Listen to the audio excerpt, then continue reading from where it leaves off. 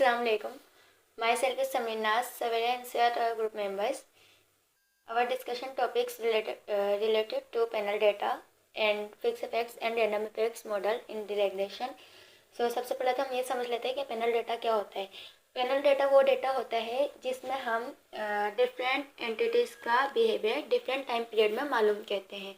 सही, तो ये हमारे पास पैनल डेटा का बॉक्स बना हुआ है। इसमें आप देखें कि कंट्री है हमारे पास 1 2 3 और लेट्स से कि कंट्री 1 हमारे पास एशिया है, कंट्री 2 हमारे पास अफ्रीका है, कंट्री 3 हमारे पास चाइना है।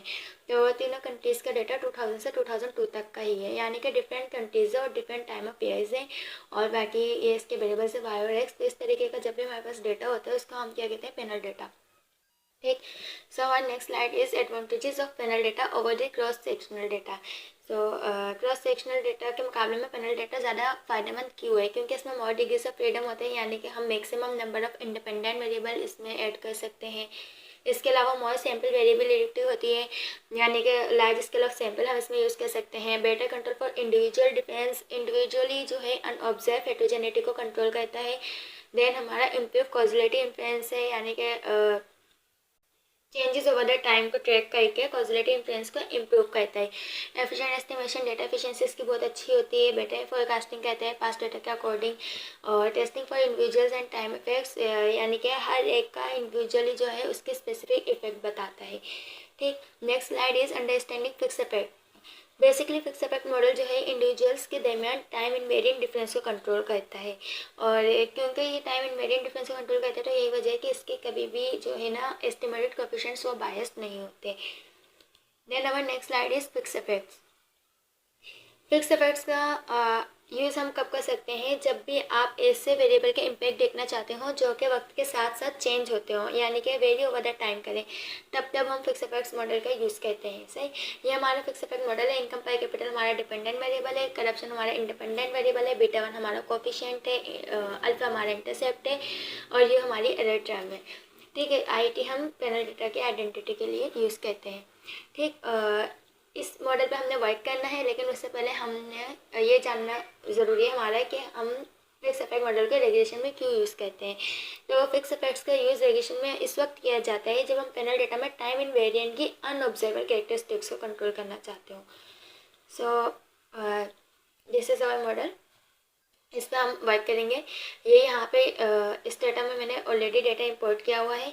सही, ये ब्राउज करके मैं आपको दिखा देती हूँ। ये हमारे डिफरेंट कंट्रीज़ हैं, ठीक है, और इसमें डिफरेंट हमारे वेरिएबल है, यार इनकम पर capital, government consumption, inflation, open SBI, law and corruption. इसमें कंट्री नेम जो है ना हमारा स्ट्रिंग वेरिएबल है, क्योंकि रेड मार्किंग से शो हो रहा है। तो स्ट्रिंग वेरिएबल जब भी हमारे पास डेटा में होता है तो हमारे पास उसके रिजल्ट नहीं आते। तो जब भी हमारे पास डेटा में स्ट्रिंग वेरिएबल होगा तो इसके रिजल्ट्स नहीं आएंगे। तो XTREG फॉर एग्जांपल, XTREG और कंटेनर हमारे स्ट्रिंग था, इसको सिलेक्ट किया और ये ईयर देन इंचर। तो ये देखें इसके हमारे पास रिजल्ट्स नहीं आ रहे,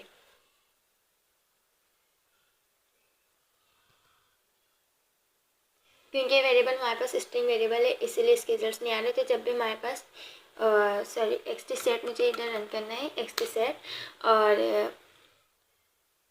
ये हमारा कंटेनर जो है ये स्ट्रिंग वेरिएबल था।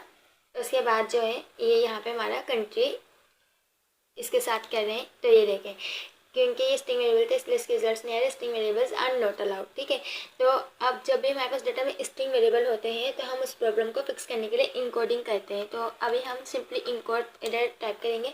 देन उसके बाद जो हमारा स्ट्रिंग वेरिएबल है कंटेनर उसको सिलेक्ट करेंगे। ठीक, उसके बाद हम इधर कॉमा पुट करेंगे और GN short form of the generate, और ब्रैकेट में वो सीरीज़ जो कि आप न्यू नेम से जनरेट करना चाहते हैं, जैसे कि कंट्री में न्यू नेम से जनरेट करना चाहते हो ये सीरीज़। ठीक है, तो इसको एंटर कर देंगे तो हमारे पास कंट्री का एक न्यू सीरीज़ जनरेट हो जाएगी। ये देखें ब्राउज़र में, तो ये हमारे पास एक सीरीज़ जनरेट हो चुकी है। ठीक है, अब हम दोबारा से ये वाली कमांड रन कहते हैं जो कि हमारे पहले नहीं रन हो रही थी स्ट्रिंग वेरिएबल की वजह से। XTSET, देन हमने जो न्यू वेरिएबल इंपोर्ट किया है कंट्री नेम की जगह वो क्या किया है कंट्री, इसको सेलेक्ट करेंगे देन ईयर। तो ये हमारे पास इसके रिजल्ट्स आ जाएंगे। ठीक, अब हम इसका इफेक्ट देखेंगे रेगुलेशन में क्या होता है। ठीक है, तो ये हमें बता रहा है कि हमारा जो डेटा है वो स्ट्रॉन्गली बैलेंस है 1984 से 1997 तक। ठीक है, हमारे पैनल वेरिएबल्स हैं। तो अब हम इसके रिजल्ट्स देखेंगे फिक्स इफेक्ट मॉडल पे क्या इम्पैक्ट पड़ता है। एक्स टी, क्योंकि हम रेगुलेशन का रिजल्ट देख रहे हैं इसलिए R E G short form of the regulation. X T रे हमारा जो मॉडल था उसके अकॉर्डिंग इनकम पर कैपिटल हमारा क्या है, डिपेंडेंट वेरिएबल। तो इधर हम जो अभी वेरिएबल आप इधर पहले सेलेक्ट करते हो वो ऑटोमेटिकली डिपेंडेंट वेरिएबल होता है। तो इनकम पर कैपिटल मैंने यहाँ पे dependent variable as a use किया है, ठीक है, as a dependent variable use किया। इसके बाद करप्शन हमारा इंडिपेंडेंट वेरिएबल है, और क्योंकि मैं इसके साथ फिक्स इफेक्ट देखना चाहती हूँ तो comma and then F E short form of the fix effects. तो मेरे पास रिजल्ट्स आ गए। इसकी एफ वैल्यू जो है वो 0.00 है, नंबर ऑफ ऑब्जर्वेशन 168 है, और इसका आर स्क्वायर 12.9% है। करप्शन अगर 1 यूनिट से इंक्रीज कहते हैं तो इनकम पर कैपिटल डिक्रीज कर जाएगा 84.83% से। अपनी पी वैल्यू के साथ जो है ये भी सिग्निफिकेंट है, ठीक है। अच्छा, अगर मैं इसका रैंडम इफेक्ट देखना चाहूँ तो जैसे हमने फिक्स इफेक्ट किया इसी तरह हमने रैंडम इफेक्ट भी हम कर सकते हैं, बहुत ईजी है।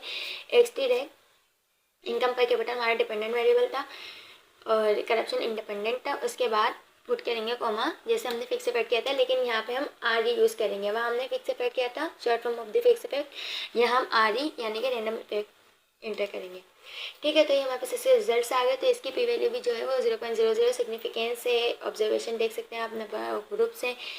और इसके अलावा करप्शन 1 यूनिट से इंक्रीज करता है तो इनकम पर कैपिटल डिक्रीज कर देगा 85.04% से, ठीक है।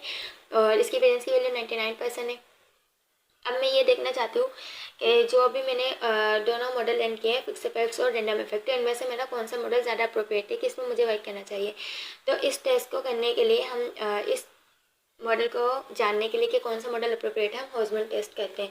तो हॉजमन टेस्ट का जो हमारे पास नल हाइपोथेसिस होता है वो होता है no random effect model is appropriate, और अल्टरनेट जो होता है वो होता है fix effect model is appropriate, ठीक है। तो इसके लिए हम सिंपली क्या कहते हैं कि जो हमने मॉडल रन किए हुए हैं उनको स्टोर कर लेते हैं।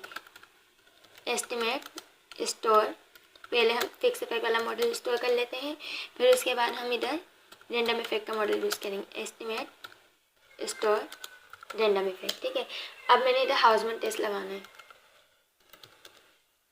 हाउसमैन एफ ई और आर ई, तो एंटर करेंगे तो हमारे पास इसके रिजल्ट्स आ जाएंगे। तो इसकी जो पी वैल्यू है वो 0.00 है, यानी कि ये सिग्निफिकेंट है और इसके मुताबिक नल हाइपोथेसिस रिजेक्ट हो रहा है क्योंकि इसकी वैल्यू जो है 0.95 से कम है अकॉर्डिंग टू अल्फा। तो ये हमारा हाइपोथेसिस इधर रिजेक्ट हो रहा है। इसका मतलब क्या है कि no random effect model is appropriate, तो हमारा जो अल्टरनेट है वो एक्सेप्ट हो जाएगा डेफिनेटली। तो fix effect model is appropriate, यानी कि हमारा जो ज़्यादा अप्रोप्रिएट मॉडल है वो फिक्स इफेक्ट मॉडल है। तो इसलिए हमारे यहाँ पे फिक्स इफेक्ट मॉडल पे वर्किंग करना ज़्यादा बेहतर रहेगा।